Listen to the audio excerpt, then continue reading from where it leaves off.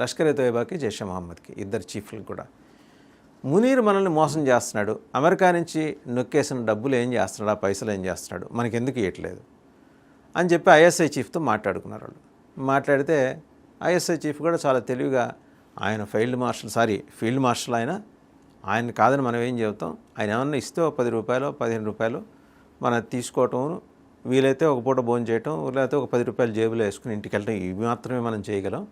అంతేగాని నా దగ్గర అయితే పైసలు లేవు, నేను మీకు ఇవ్వలేను. ఐఎస్ఐ చీఫ్కి వీళ్ళిద్దరికి గొడవైంది, ఈ రెండు గ్రూపుల నాయకులకి మధ్య గొడవైంది అనమాట.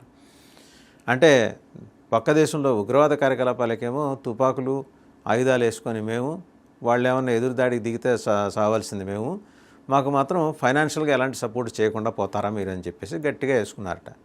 ఏం చేయాలో దిక్కుతోచిన ఐఎస్ఐ చీఫ్ పాకిస్తాన్ ప్రధానమంత్రి షహబాజ్ షరీఫ్ దగ్గరికి వెళ్ళి మొత్తం మొత్తుకున్నట్ట.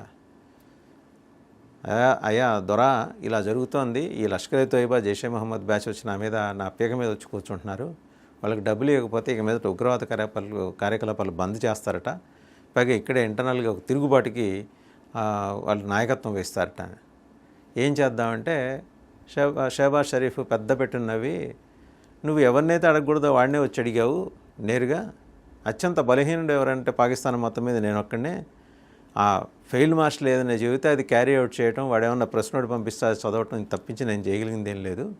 పార్లమెంట్లో కూడా మొత్తం వాడినే మనం ఏకగ్రీవంగా కమాండర్ ఇన్ చీఫ్గా ఎన్నుకున్నాం, commander of defence forces CDF అంటారు అక్కడ ఎన్నుకున్నాం. వాడు సచ్చేంత వరకు వాడే CDF, వాడు సచ్చేంత వరకు వాడే ఫీల్డ్ మార్షల్ లేదా ఫెయిల్డ్ మార్షల్. నేను వెళ్ళి